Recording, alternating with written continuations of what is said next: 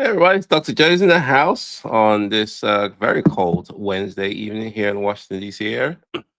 Hope it's fine wherever you are. And let me get the folks on Instagram to get going. And so I think Instagram should be joining us in a second. So welcome to Facebook and welcome to YouTube, folks. Yeah, so today we're going to talk about how you can scale your business, leveraging equity that you may have. A lot of people, one of the questions a lot of investors have is, well, where do I get the money from? To do my to grow my portfolio or to scale. And one of the things that a lot of people kind of don't really tap into is the power of the equity that they may have in their homes or the investment properties and things like that. So today I wanted to focus on that and just do a deep dive and really a comprehensive guide for real estate investors who are ready to scale smarter and probably faster as well. So as usual, if you have any questions, please put them in the chat box. I'm going to get to you in about 20 minutes. Anything to do with real estate investing, please put it in the chat box. And any deals you're working on, any issues that you're facing, challenges that you're experiencing, whatever. If you want to do a deep dive, you can always book a one-on-one with me where you can go a lot more detail into a particular topic of interest to you. So you go to my website, www.joeassimo.com, www.joeassimo.com, and you can then press the Ask Dr. Joe button and schedule a time with me. Okay, so let's, without further ado, let's talk about tap your equity, build your portfolio. I'm going to provide a comprehensive guide. So essentially, well, are you ready for a comprehensive guide, a discussion into how you can scale smarter and, in my opinion, faster? So if you've ever watched a great deal slip away, because you quote unquote didn't have the cash. That could be true. But what if the real problem wasn't a lack of money, but a lack of a strategy? Okay. Every day, real estate investors unknowingly, sit on thousands of dollars of unused potential, trapped within the walls of their home or their rentals. So equity is a silent partner most investors forget that they have. It's really an invisible financial engine that's capable of launching your next acquisition, funding your next rehab, or transforming a slow moving portfolio into a faster scaling one. So, yeah, investors at every level, whether it's new, intermediate, or even seasoned, often fail to tap into this power simply because we don't know how or even fear of the unknowns. Well, the truth is that equity, when activated wisely that is, isn't debt. It's an opportunity to what? Leverage. It's an opportunity for liquidity.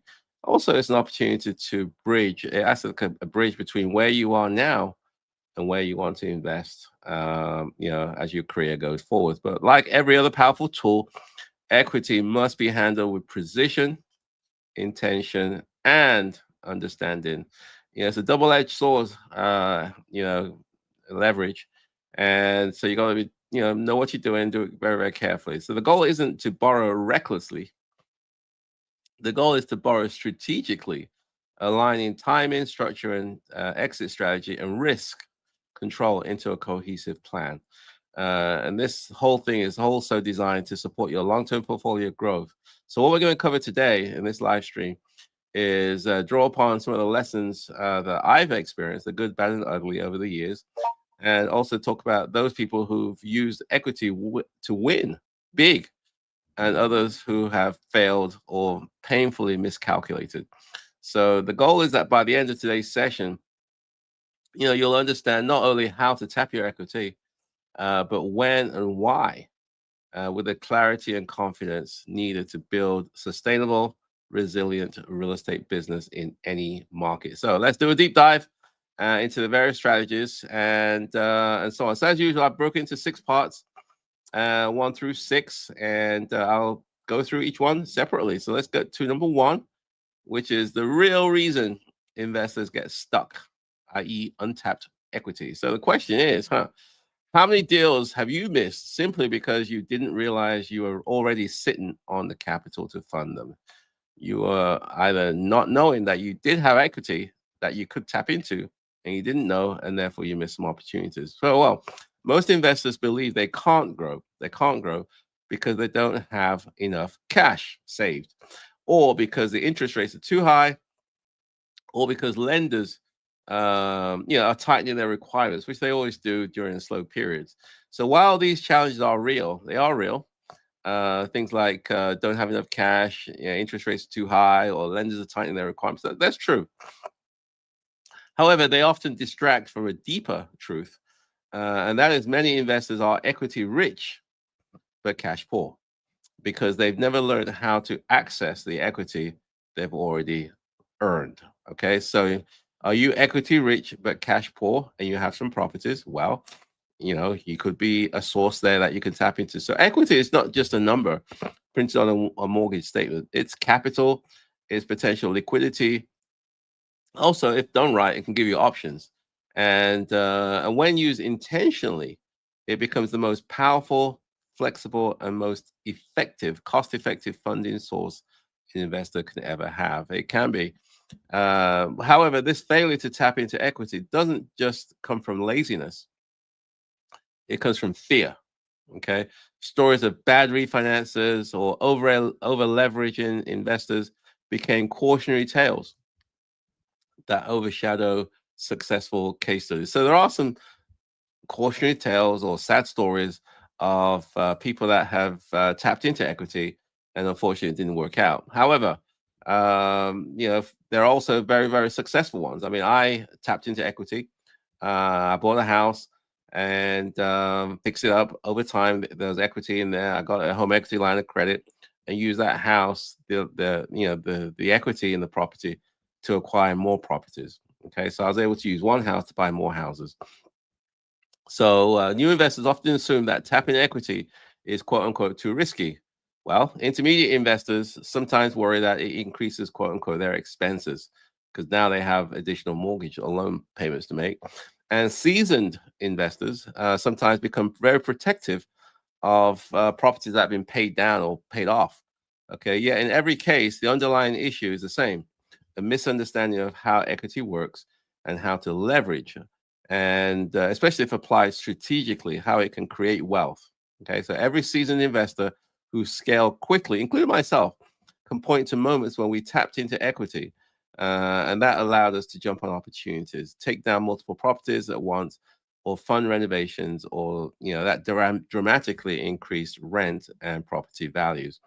So we didn't treat equity as an emergency fund. No, we treat it as a tool for intentional expansion. And so once you understand how far equity can take you, the question shifts from should I tap into my equity to something like, I think, can I afford not to? If you want to grow your portfolio, you're going to need to get sources of cash from somewhere. And many of us have equity that could be tapped into. I'm not talking about reckless, just borrowing it to go on vacation, to buy a new car, or to party, or whatever it is. No, it could be used strategically to acquire assets, and those assets can generate income that can pay the loan off. Okay, so let's go to number two. And so number two is, have a look here. Yeah, okay. Cash out refinances. Cash out refinances, the power, the pitfalls, and investor lessons learned. Okay, so the question is, um, what would you do if you suddenly had access to $100,000 of a capital, but also had to increase your monthly mortgage payments to get it? Okay, so you took out a loan. What would you do? You now got $100,000 of extra capital, which you can reuse. But obviously, that loan is not free. You're going to have to pay. So your monthly payments go up. What would you do? Well, cash out refinances are one of the oldest, most reliable tools for building a portfolio. But they require, as I said before, discipline and clarity. Investors who win, with the cash out refis, use them to reposition assets, unlock trapped capital, and also to recycle funds into higher performing properties. Because done correctly, the increase in debt, which you're taking on. Okay, the increase in debt is offset by the increase in cash flow. That's assuming you're buying cash flowing type opportunities or properties. Okay. And increases cash flow potentially. It can increase your long term appreciation because now you've acquired a property, which hopefully over time will increase in value. And also, it allows you to tap and build your portfolio. You can expand your portfolio faster by tapping into equity on a particular property. The key is understanding whether the refinance aligns with both your short term liquidity needs and also your long term wealth strategy. When I first started, my goal was growth. I wanted a portfolio, and but I was running into the same obstacles. I was running out of money, but I had these properties, and that's what I did. I allowed these one property to again allow me to acquire more properties. But however, cash out refinances can be dangerous. I'm not saying it's easy. I'm not saying it's safe. It can be dangerous when investors focus only on the cash they'll receive and ignore the total monthly obligations they're taking on. So you get hooked on the fact that I'm going to get $100,000, let's say, but you don't realize that $100,000 has to be paid back, and therefore I now have monthly obligations. And can you handle that? So many who lost properties during the past recessions weren't quote unquote bad investors. They simply refinanced at the wrong time with proper terms, well, poor terms, I suppose, or without a risk buffer. Okay. Successful investors, however, always ask, who asks these questions, these I do anyway. Does this rate refinance strengthen my position or weaken it? Am I going to be better off by refinancing it? Yes or no? If no, I'm not doing it. If yes, let's go on. Does the new debt create opportunity, or will it give me additional pressure, stress? Okay. And will this move help me scale or expose me to unnecessary risk? Because these are the things I ask before I take on additional loans. Because as I said before, loans and debt is double-edged sword. It can help you grow, but also it can take you out. The good news is that when used properly, cash out refinances can dramatically accelerate your investing journey. A single refinance can fund multiple BRRRR projects. It can bridge financing gaps. If you're taking on a loan, you need some money or delta between what a lender can give you and what you need. You can tap into that. Also, it can allow you as an investor to transition from slow linear growth to exponential scaling. So the key is assessing whether the property being refinanced can support the new debt and whether the new capital will generate greater returns elsewhere. Okay, that's number two. And let's go to number three, which is HELOCs, home equity lines of credit. It can give you flexibility, speed, and unfortunately, there are hidden risks associated with home equity lines of credit, HELOCs. So the question is, if you could access fast, low-cost capital on demand, would you know how to use it without overusing it? Okay. If you could access fast, low cost capital on demand whenever you need it, would you know how to use it without abusing it or overusing it? Okay. Well, HELOCs, which refer to home equity lines of credit, some people say the Swiss Army knife for investor financing. They offer revolving access to capital, allowing investors to pull money only when they need it, only when you need it. So if you need something you only pay on what you borrow, and you only pay interest on what you use. So this flexibility makes HELOCs ideal for short-term opportunities such as earnest money deposits, EMDs, gap funding, light renovations, or emergency repairs. Experienced investors, hopefully like you and I, often describe HELOCs as having, quote unquote, a private lender at a prime rate and available instantly without negotiations. But HELOCs also have traps, so you have to be careful. Their ease of access can tempt investors into making undisciplined decisions. Their variable interest rates can spike unexpectedly.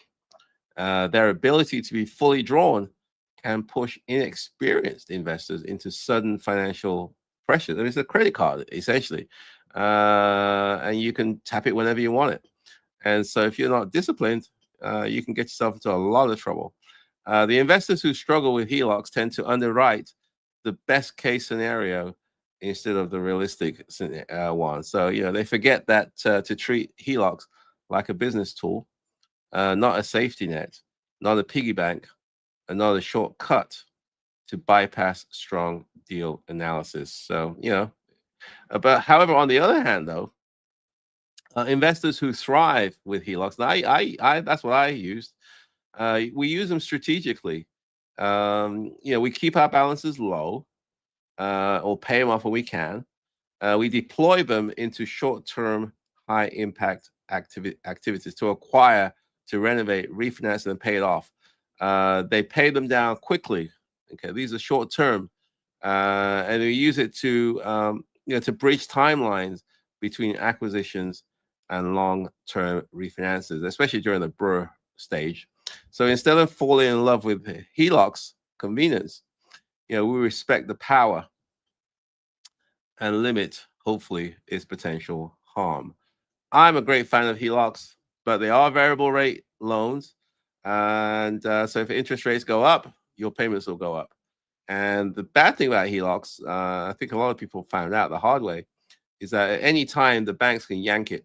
They can take it off. So you think you got a, let's say, $200,000 line of credit, and that line of credit could be cut off immediately, just based on a decision made by the bank. So you have to be careful. The funds are not always there.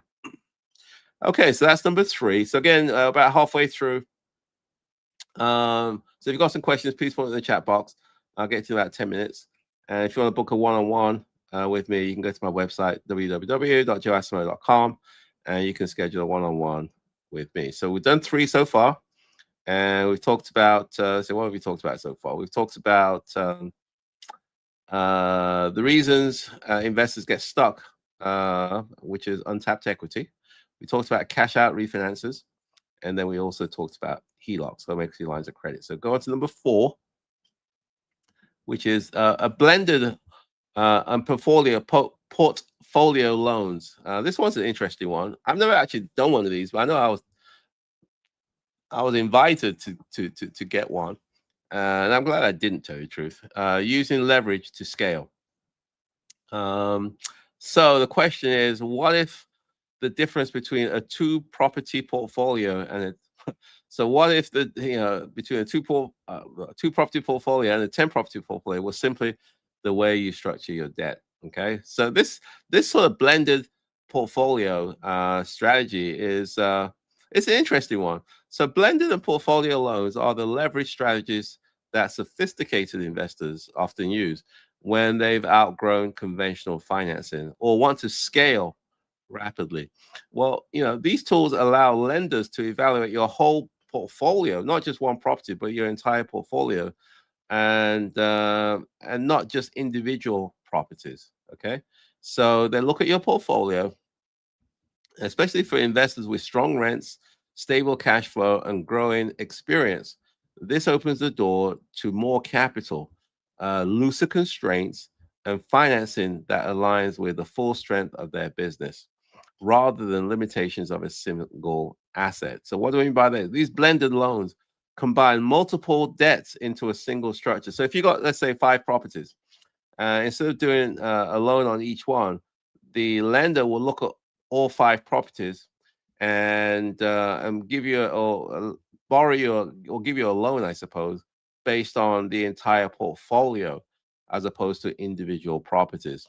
Okay, so so blended loans combine multiple debts into a single structure, often improving cash flow and reducing complexity. So instead of having, let's say, 5 different loans, you now have one which is spread over 5 properties. So portfolio loans allow investors to purchase multiple properties at once, borrow against a group of assets as opposed to individual asset, or also unlock equity across the entire portfolio without refinancing each property individually. So you don't have to do 5 lots of refinances. There's just one, and it's collateralized over all properties. The investors who scale fastest often use these loans to move from one at a time acquisitions to multiple door per year. However, these tools may require maturity and financial discipline. This is not for the weak at heart. This is not for the newbie. This is for somebody who's a bit more seasoned. Because we introduced the concept of what we call cross collateralization. Cross collateralization. What is that? Which means that you are essentially putting liens across multiple properties through this one loan. Okay. So investors who misuse the portfolio loans, often underestimate the added responsibility of managing a larger portfolio. They fail to maintain sufficient liquidity. So essentially what it means is that if you do something wrong, now they put liens against all properties. And and it's a bit more complicated. But as opposed to just doing liens on each one separately. Again, it's a strategy I thought I'll share with you today. It may be appropriate for some people, but I wanted to bring that into the mix. So successful investors treat these loans as advanced tools for advanced strategies, not shortcuts for beginners. Okay, so it's not a newbie type thing. Moving on to number 5, market timing, risk control and debt strategies. Okay, so we kind of talk about strategy now.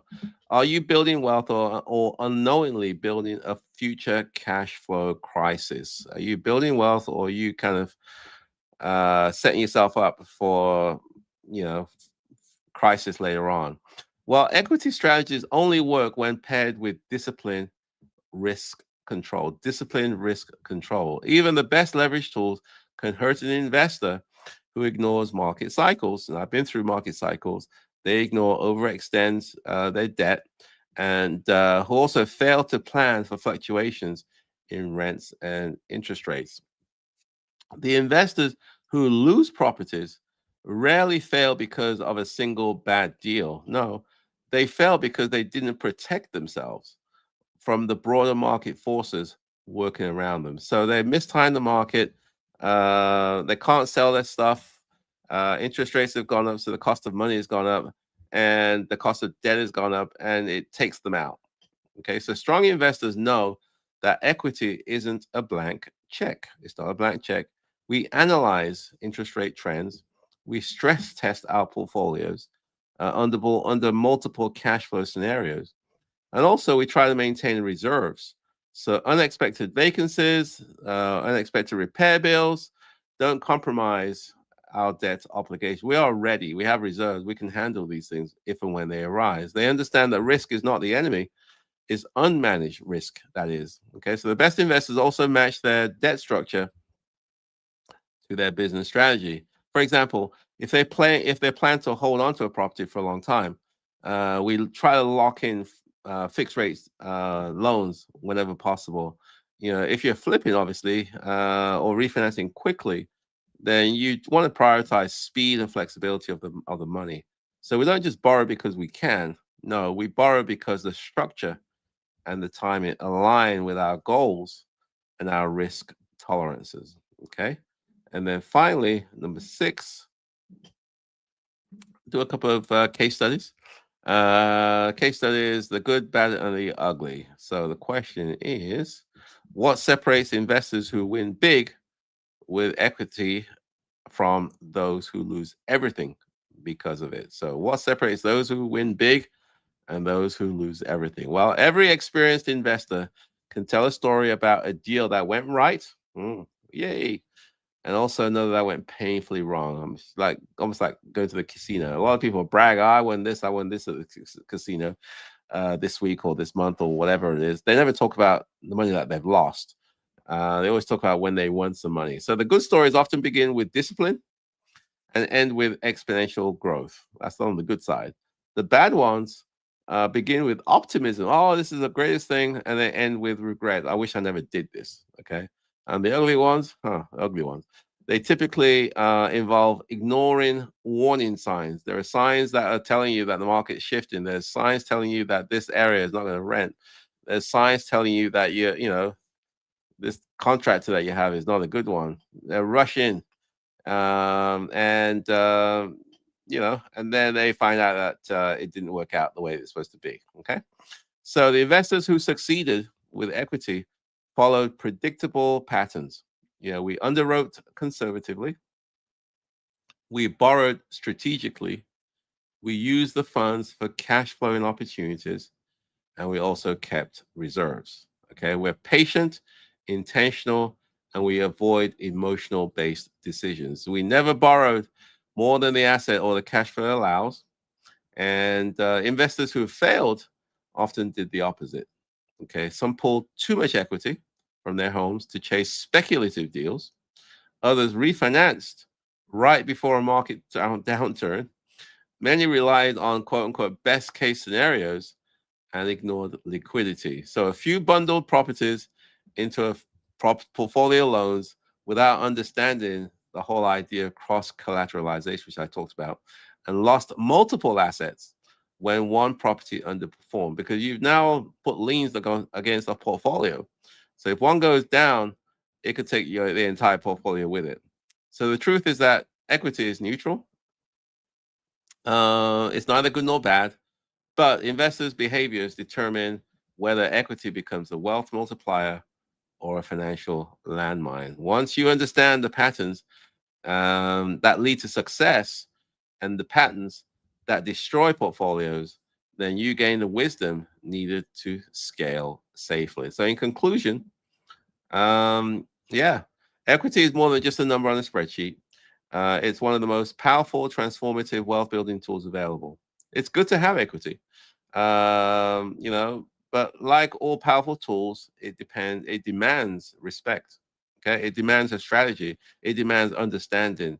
Investors who learn how to tap equity intentionally, not fearfully, not recklessly, but strategically, we discover that we can scale faster, safer, and more sustainable over the long haul. So whether through cash out refinances, HELOCs, portfolio loans, or blended structures, equity provides the liquidity needed to seize opportunities rather than watch those opportunities pass by. So it allows investors to finance renovations, accelerate BRRRRs, cycles, grow rental income portfolio, and build long-term wealth that compounds year after year.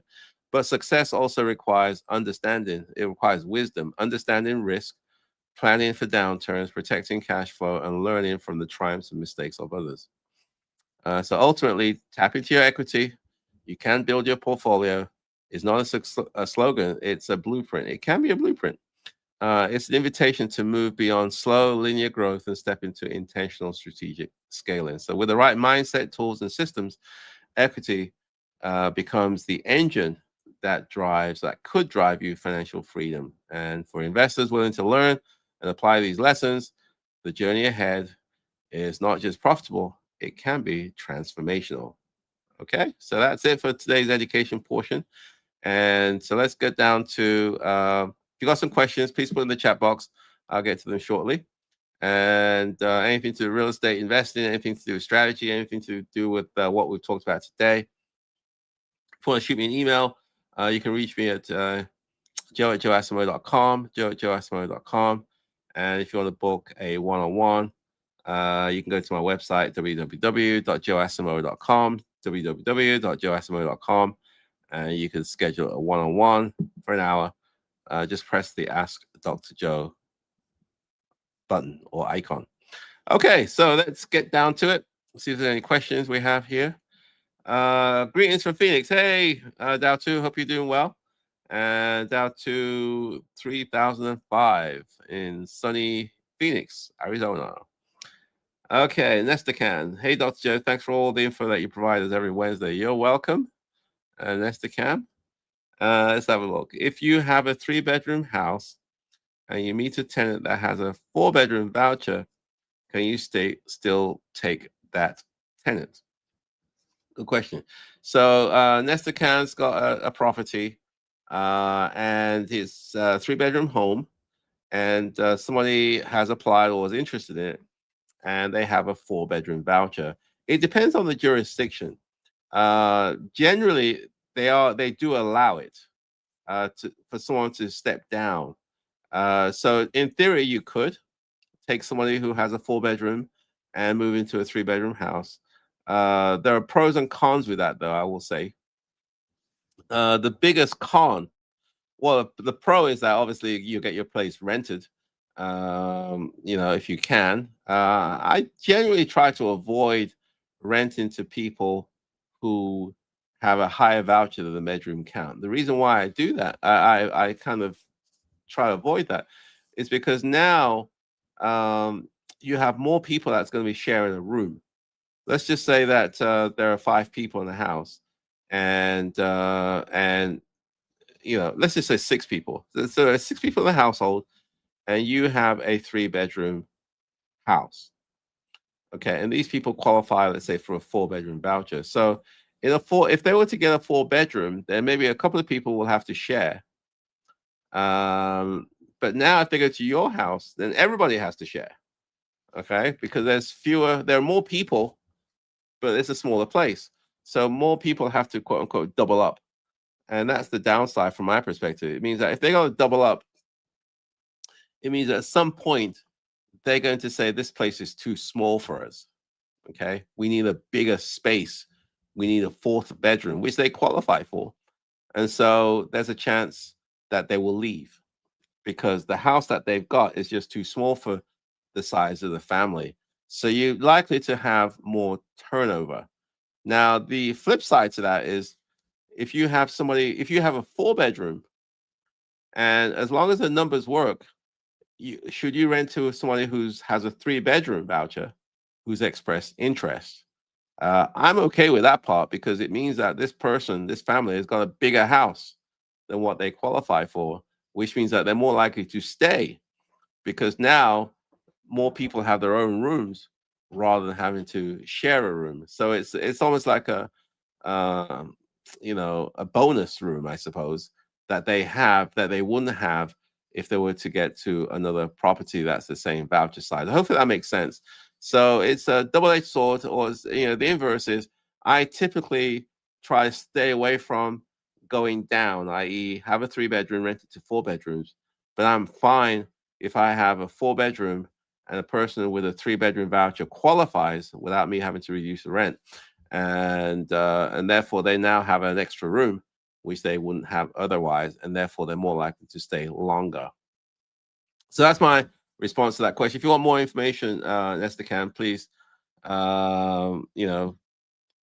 I've missed something, or if you want more specifics, then please, respond again. Dr. Joe, how often do you request rent increases with your housing vouchers properties? Is it annually? What percentage of what percentage of your requests are approved? That's another good. That's some good questions there. Again, if you got some questions, please put in the chat box. I'll get you in shortly. Typically, you can request a rent increase once per year, once every 12 months. Again, it depends on your housing authority. Some of them allow maybe smaller, maybe do every 6 months, but generally it's once a year because you have these contracts. And so I typically request a rent increase once a year. So typically in our housing authority around here, we have to give the tenant 60 days notice of a rent increase. So let's say, I would then in month 10, I would then request the rent increase. I give the tenant 60 days notice. That will take us from month 10 through month 12. And therefore, we will then have the rent increase effective thereafter that. Okay. So that's what we have to do here is give 60 days notice. Again, it may be different where you are, but I usually do it once a year. And in terms of the percentage of increase, well, it's whatever you can get. Because Section 8 is kind of different now. It's kind of sneaky, I think. If you request a rent increase and your rent is now, quote unquote, not reasonable, okay, you may end up getting a reduction, in the rent. That's happened to me before until I figure this thing out. So, for instance, okay, let's say your rent is $1,000. Okay, you're getting $1,000 for your property, and you say, "Well, I want to increase it by 10% to make it 1,100." Okay, So whenever you submit a rent increase, they're going to do a market study on your property, and hopefully the rent has gone up from 1,000 to 1,100, and therefore it should get approved. That's on the plus side. Now, on the downside is if for whatever reason rents have gone down in your area, let's say now the rents for your similar property is now 900. Okay, so you requested an extra 100 to take it from 1,000 to 1,100, but in reality, when they do their studies, they find out, well, what's reasonable around here is in fact 900. So because you've requested a rent increase, they have to do this rent reasonableness study. And so what it means is that they say, hey, hold on a minute, this property is only worth 900 now. So they're going to reduce your rent from 1,000 to 900, even though you requested a rent increase. Okay, does that make sense? So they do an analysis when you submit a rent increase, and if the area rent has gone down, then you're going to go down as well with them. So in that case, you'd probably been better off just leaving it alone and not requesting a rent increase, and therefore you'd be grandfathered in at the $1,000 a month level. So that's something to be real careful about when you request a rent increase. It's not something that you just do. You should make sure that what you're requesting is reasonable and it could be supported, and therefore hopefully it'll be approved. Because if it's not approved, in worst case or some scenarios, your rent could actually go down, even though you requested a rent increase. So yeah, so in terms of percentage, I would go out on the MLS or go to the websites, and they'll give you an idea of how much rents are going for. Some authorities, they just give a blanket 1, 2, 3, 4, 5% across the board. So again, it just depends on the housing authority that you work with. So I would before I do the rate increase, if you don't know, I would contact the housing authority and understand how they determine the rent increase. So what's the process they go through, and that way you can make a strategic request as opposed to going in blind. Okay. Let's have a look. So again, if last questions, put them in. Hi, Dr. Joe. Are you seeing any funding being pulled back from your local housing authority and therefore voucher amounts decreasing? No, I'm not seeing that where I am in the DC area. There was not, we still getting our money. The monies came in December, and as far as I know, it's going to be continuing this point forwards. But what will happen, and what's happening, in fact, here is that effective this month, December the 1st, they are not allowing rent increases. So you can't request a rent increase. They're not going to get approved. So they obviously are positioning themselves, the reality is that their funding is going to get cut. So they're doing some cost saving measures now to preserve the money that they have. So first thing that they do is to disallow any more rent increase until further notice. Other things that they can do. I'm not saying they haven't done it yet. At least I'm not aware of that. Is that they could cut staff because their budgets have gone down. I mean, there's lots of things that they can do. So this is a good time to reach out to your housing authority, develop some relationships, and try to understand which way they're going, because what's going on in Washington may be different to what's going on in Phoenix versus what's different in Atlanta and so on. So the Section 8 program is administered locally, although it's funded federally. So each local housing authority may do things slightly different, and so on. So it's important that you understand how they're going to do it where you are, and that way you can be proactive rather than getting blindsided. I knew that based on past experience, they were going to probably start rent increases. So I made sure that I requested my rent increases way in advance, so I wouldn't get caught up in these kind of situation that we're in right now, where they are not approving rent increase. I was more proactive because if I didn't do it, it'll be too late. Okay, so I'm not really seeing any, at least in the DC area, funding pullbacks, but there are certain things that they're doing now. They haven't cut down on the voucher sizes in terms of the rents that they're paying. But again, all bets are off. I don't know. They may end up doing that. But I don't think they're going to cancel the program, which is essentially say, hey, Section 8 no more. No, I don't think that's probably not going to happen. But who knows? But my experience is that this program has been going on for about 70, 80 years. I don't think they're going to can it. So they will make some changes. They will cut funds, but the program in its sort of primary form, which is to provide assistance to low-income families, I'm pretty sure that's going to continue. Again, no, I don't know. I don't have a crystal ball, but just based on experience, it's probably still going to be around, but maybe with less funds and things like that. Okay, Anne Arundel County. This is from Talto. Anne Arundel County told me their funding has decreased and they can't hand out as many vouchers anymore. Yes. Also, voucher amounts have gone down 200 to 400 instead of up. Okay. Well, that's what they do in Anne Arundel County. It's part of the Baltimore metropolitan area. It's right next door to Washington. Well, not the Washington metro area. It's in Maryland, and so it sounds like they are. They've had they are implementing cost savings, so they're reducing rents now, according to them, according to Tolto, by $200 to $400.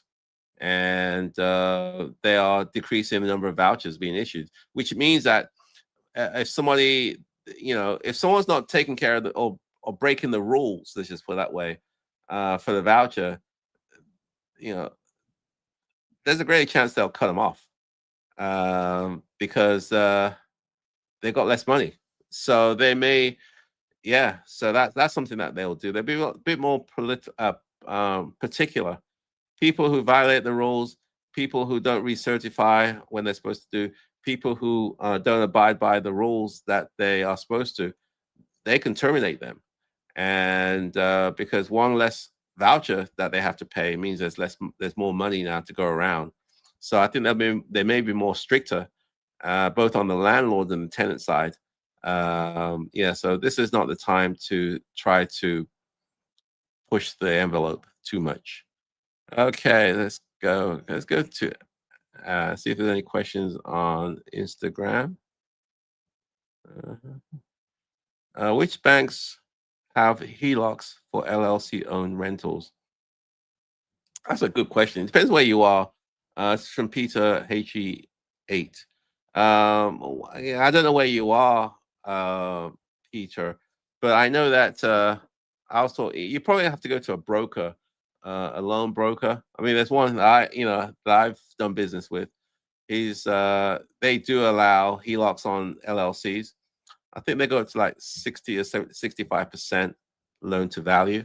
So they're out there, but if it's LLC owned, then they're usually a bit more focused in terms of the big box banks like the Chase, Wells Fargo, Bank of America, and those guys.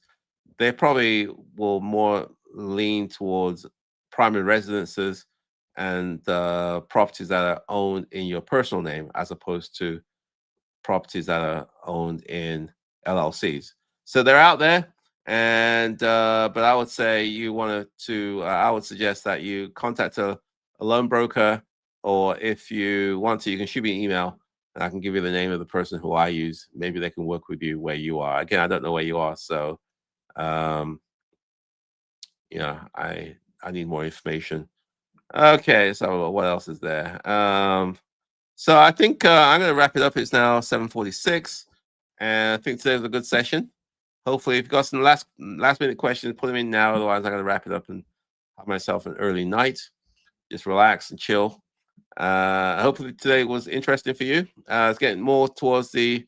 I went to a couple of days ago. In fact, it was a holiday party. It's very interesting. About legacy building and so on. It's very interesting. So I learned a few things, met some people, And that's one of the things I'll be focused on as well this year, or next year anyway. Preserving and protecting what you work so hard for. I mean, we work hard to to get where we are, and you want to make sure that you preserve it, you protect it, and you, if you want to pass it on to other people, you pass it to people that you want it to go to, and not somebody that has told you, or the court has told you that this is where it's going to go, and so on. So it's very informative. Okay, my friends. So I'll see you next Wednesday. And have 7 p.m. Eastern time. Have yourself a wonderful rest of the evening. And let's have a look. And I will see you next Wednesday, my friends. Take care. Bye for now.